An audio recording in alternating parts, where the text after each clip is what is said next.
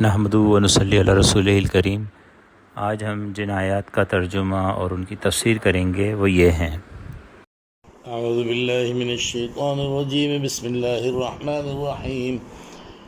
هؤلاء قوم اتخذوا من دونه آلهة لولا يأتون عليهم بسلطان بين فمن أظلم ممن افترى على الله كذبا وإذ اعتزلتموهم وما يعبدون إلا الله فأووا إلى الكهف ينشر لكم ربكم من رحمته ويهيئ لكم من أمركم مرفقا وترى الشمس إذا طلعت تزاور عن كهفهم ذات اليمين وإذا غربت تقرضهم ذات الشمال وهم في فجوة منه ذلك من آيات الله من يهد الله فهو المهتد ومن يضلل فلن تجد له وليا مرشدا صدق الله العظيم۔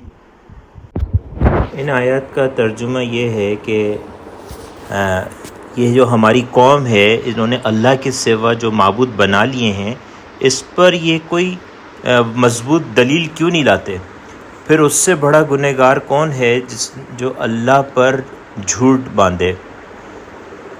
اور پھر وَإِذِ اعْتَزَلْتُمُوهُمْ، اور جب تم نے کنارہ کشی کر لی ہے ان لوگوں سے بھی اور ان معبودوں سے بھی جن کو یہ پوچھتے ہیں اللہ کے سوا، تو پھر تم ٹھکانہ لو غار کے اندر، اللہ تعالیٰ تم پر اپنی رحمت کو پھیلا دے گا اور تمہارے اس معاملے میں اللہ آسانی کا راستہ مہیا کر دیں گے۔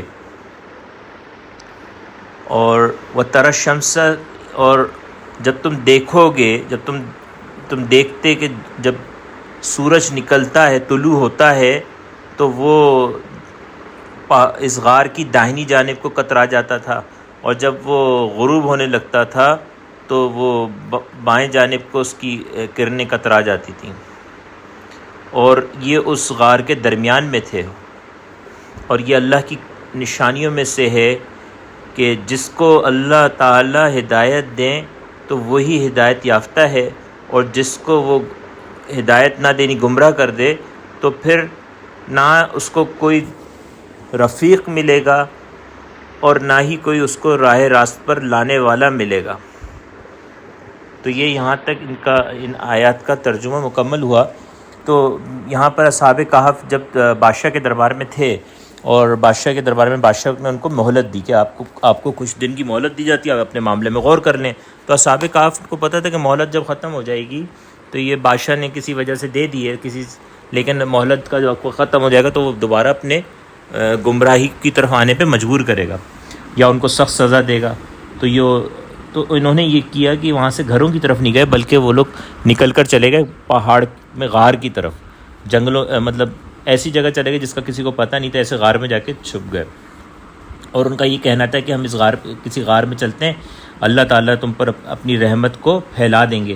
اب یہ جو تھی یہ ایمانی گفتگو ہے، اس وقت تو اندازہ نہیں کہ حالات کیا درپیش ہوں گے، بس انہوں نے اس پہ بھروسہ کیا، اللہ پر توکل کیا، اور توکل کرتے ہوئے وہ اس ایک غار میں پناہ لے لی اور کہا کہ اللہ اپنی رحمت کو پھیلا دے گا اور تمہارے معاملات میں آسانی کر دے گا۔ تو یہ یقین تھا ان کا اللہ تعالیٰ کی ذات پر۔ تو مومنوں کو چاہیے کہ اللہ تعالیٰ پر، اللہ کی ذات سے اچھا گمان رکھیں اور اچھا یقین رکھیں، کیونکہ اللہ تعالیٰ پھر ویسا فیصلہ بھی کرتے ہیں۔ اچھا، یہ جب جا کے غار میں چلے گئے تو غار میں سو گئے۔ اب یہ سو گئے تو اب اللہ تعالیٰ فرماتے ہیں کہ وہ غار بھی ایسا غار تھا کہ جب سورج نکلتا تھا مشرق سے تو اس کی کرنیں جو تھیں وہ تب بھی غار میں نہیں آتی تھیں، مغرب میں جاتا تھا تو تب بھی کرنیں غار کے اندر نہیں آتی تھیں۔